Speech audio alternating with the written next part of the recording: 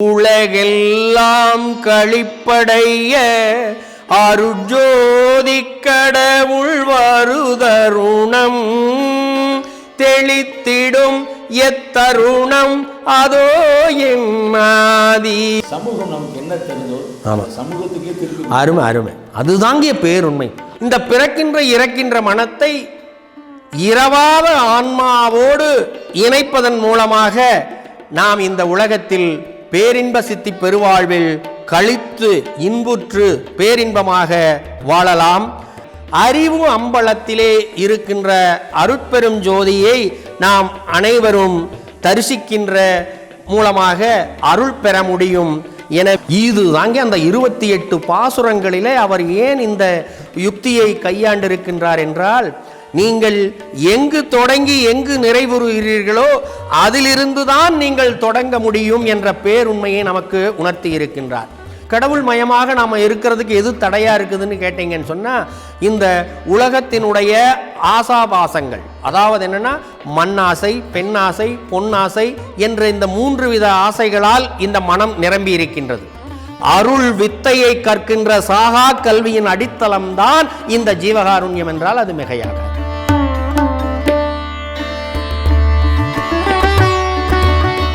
களித்துலகில் அளவிகந்த காலம் உலகெல்லாம் கழிப்படைய அருட்ஜோதி கடவுள் வருதருணம் தெளித்திடும் எத்தருணம் அதோ என்னாதி.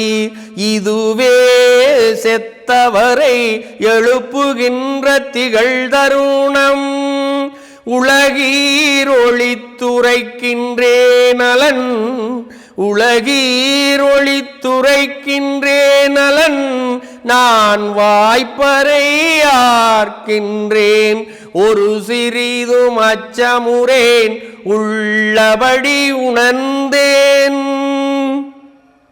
அழித்திடு சிற்றம்பலத்து என் அப்பன் அருள் பெறவே ஆசை உண்டேல் வம்மினிங்கே நேசமுடையீரே. அழித்திடு சிற்றம்பலத்து என் அப்பன் அருள் பெறவே ஆசை உண்டேல் வம்மினிங்கே நேசமுடையீரே.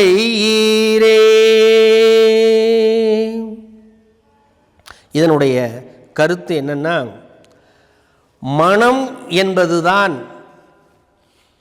பிறப்பு இறப்பு என்ற நிலையை நினைப்பதும் மறப்பதும் தான் பிறப்பும் இறப்பும். இந்த பிறப்பும் இறப்பை மனம் செய்து கொண்டிருக்கின்றது.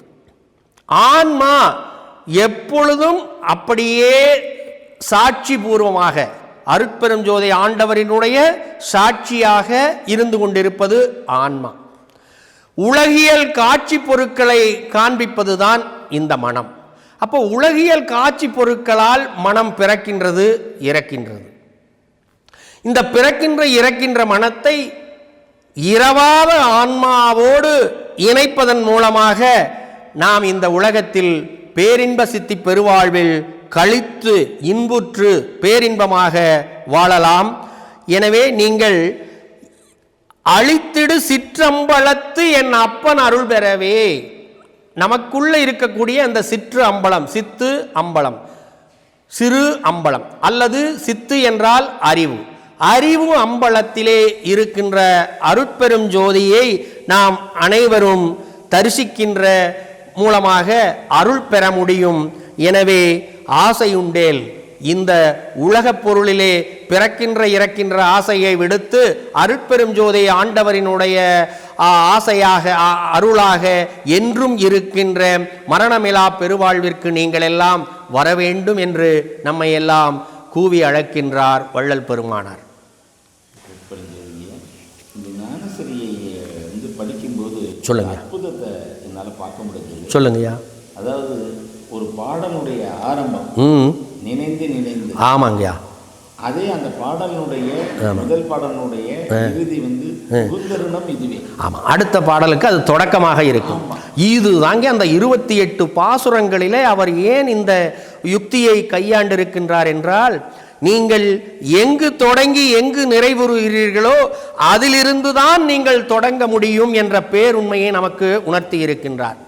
அதனால் இந்த பாடல் இறைவன், இப்போ உதாரணத்துக்கு நம்ம மூச்சு காற்று இருக்குது, இந்த மூச்சு காற்று எங்கே தொடங்குது எங்கே முடியுதுன்னு தெரியாது. முடியின் இடத்துலேருந்து தொடங்குற இடத்துலேருந்து முடியும். இது இப்படியே நிகழ்வாக நடந்துட்டு இருக்குது.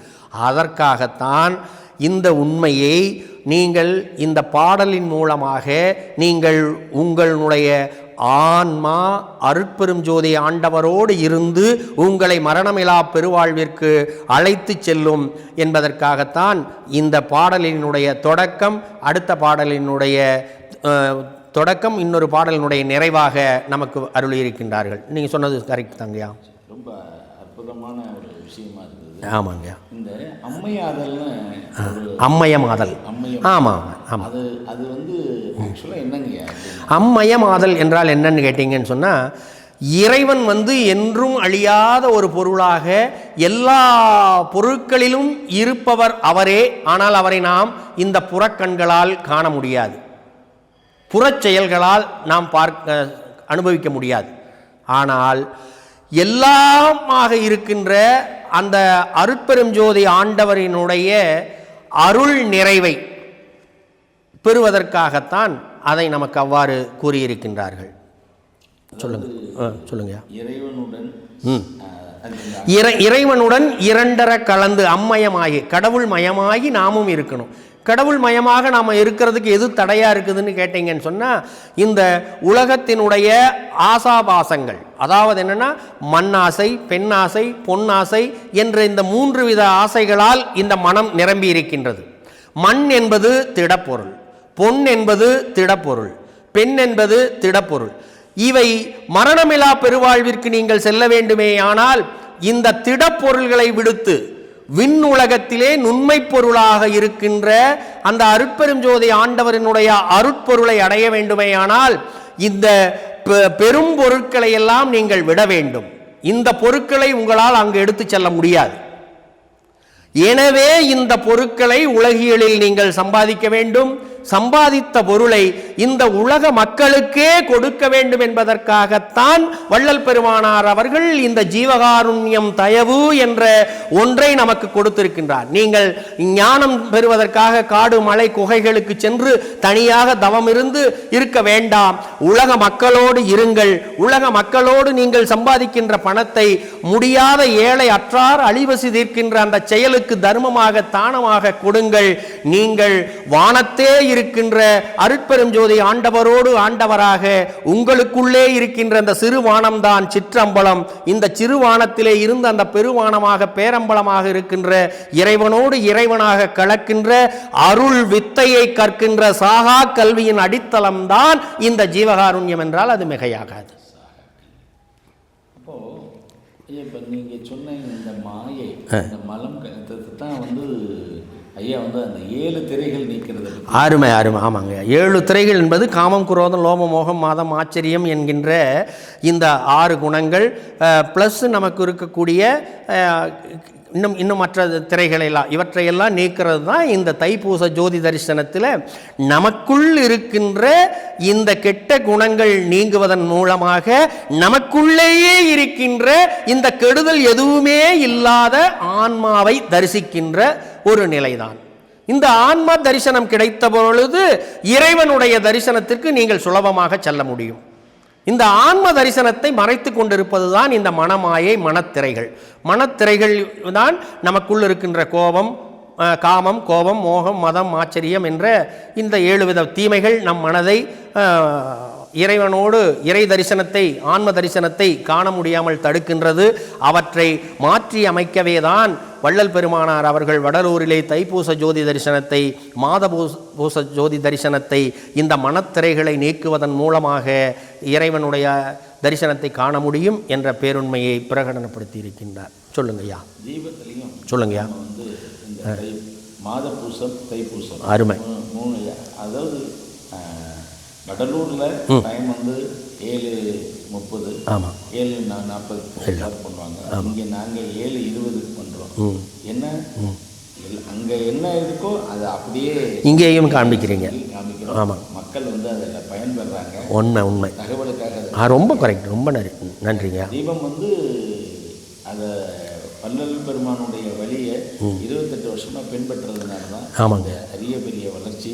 ஆமாம். இன்னும் நீங்கள் நடுவில் சொன்னீங்க, ஆமாம், இந்த சமூகம் நமக்கு என்ன தருதோ ஆமாம், சமூகத்துக்கே திருப்பி அருமை அதுதாங்கிய பேருண்மை. அதை இப்போ வள்ளல் பெருமான் அவர்கள் தர்மசாலை ஆரம்பித்தாங்க. தர்மசாலையிலேயே வள்ளல் பெருமான் இருந்துக்க வேண்டியதானே? ஏன் போய் அவர் சித்தி வளாகத்தில் இருக்கிறாரு? அப்போ இந்த உலகத்தில் கொடுக்கின்ற பொருளை இந்த உலகத்துக்கு கொடுத்துட்டு நாம வெளியில் விலகி ஆன்ம அருளோடு இருக்கின்ற பசித்திரு தனித்திரு விழித்திரு என்ற அந்த அருள் உண்மைக்கு சத்தியத்தை நோக்கி மட்டுமே விசாரித்தறியணும். இந்த உலகில் இருக்கும் பொழுது சத்தியத்தை விசாரித்தறிவோம், உலக மக்களுக்கும் ஜீவகாருண்யம் பண்ணுவோம். அப்போ ஜீவகாருண்யம் என்பதனுடைய தொடக்கம்தான் எதுவும் அற்ற எல்லாம் உற்ற அருள் நிலைக்கு செல்லுவதற்கு ஏதுவாக அமைந்திருக்கின்றது என்பதுதான் வள்ளல் பெருமான் நமக்கு வழங்கி இருக்கக்கூடிய பேருண்மையாகும். ரொம்ப அருமையான விளக்கம் கொடுத்தீங்க. நன்றி ஐயா.